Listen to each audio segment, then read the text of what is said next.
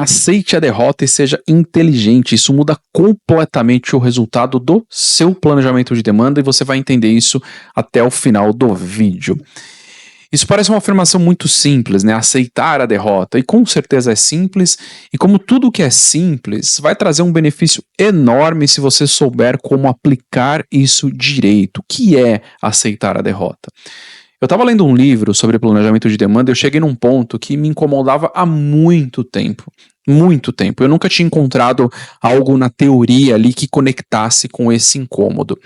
E você sabe, né, que planejamento de demanda é extremamente importante para qualquer operação. Planejamento de demanda bem feito resolve ali sobra de estoque, resolve falta de estoque, resolve sobra de capacidade, resolve falta de capacidade. Então o planejamento de demanda bem feito, ele te leva para o caminho do equilíbrio ali. Você consegue trabalhar com o estoque correto, trabalhar com a capacidade correta, se você tem um planejamento de demanda muito bem feito.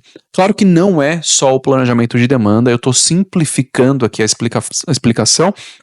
Então não é só o planejamento de demanda, mas entenda isso, tá? Entenda que é uma explicação mais simples e mais direta. Entenda que o planejamento de demanda também contribui para essa estabilidade e contribui muito.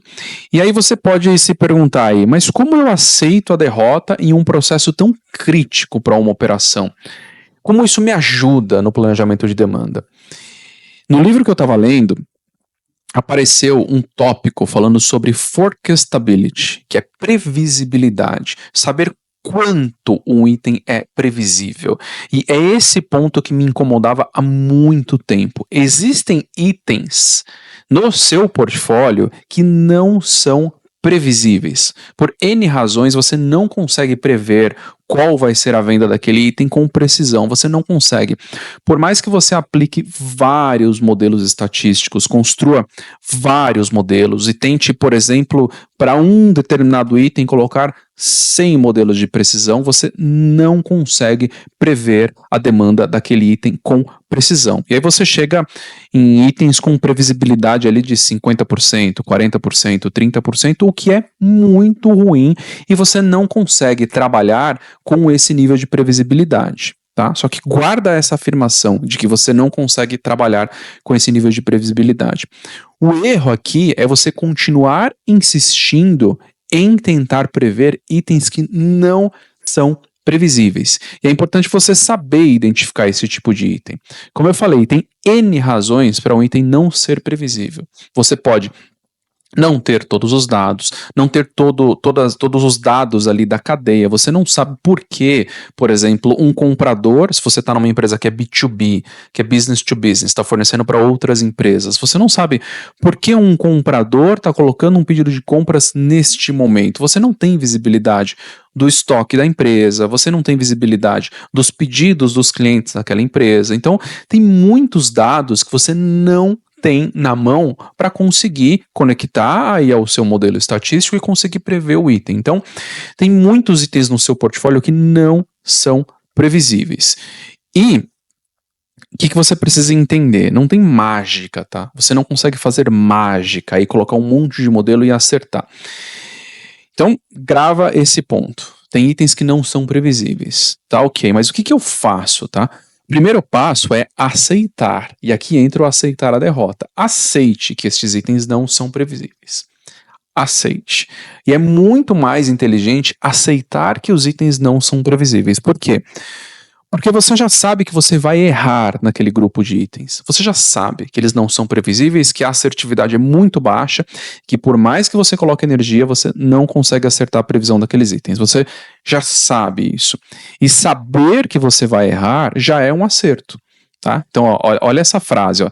Saber que você vai errar já é um acerto. Por quê? Porque dado que você sabe que você vai errar a previsão daqueles itens, nesse grupo, a sua estratégia de previsão, ela tem que ser diferente. Aí você começa a fazer algumas perguntas, né? Tem algum nível de consolidação que eu consigo fazer entre estes itens para melhorar a assertividade? A assertividade é muito maior quando você coloca 10 itens num grupo, quando você compara 10 itens num grupo ou um item separado. A assertividade sempre é maior conforme você vai agrupando os itens. Então, Tem algum nível de consolidação que me ajuda nessa assertividade? Tem algum nível de consolidação que eu posso fazer? Posso fazer algum nível de consolidação de acordo com as máquinas que estes itens demandam, de acordo com a capacidade de produção? E aí você tem menos desvio no dimensionamento de capacidade? Ou eu posso fazer uma consolidação desses itens que eu não consigo acertar, baseado nos materiais que estes itens utilizam? E aí eu tenho pouco desvio no consumo dos materiais. Entenda que você consegue colocar inteligência nesse processo de consolidação, porque você já aceitou que este item ou que este grupo de itens não tem previsibilidade. E aí eu vou além, tá?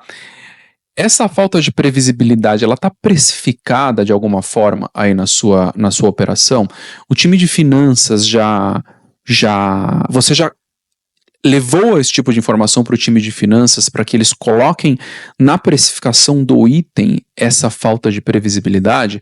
Por que eu estou falando isso? Porque se você coloca na precificação do item e você consegue formar mais estoque ou ter capacidade ociosa, e isso já está no preço do item, você reduz o impacto da falta de previsibilidade também. Então você pode atuar via preço, desde que o cliente pague por ter o item no estoque, o cliente pague por ter capacidade ociosa.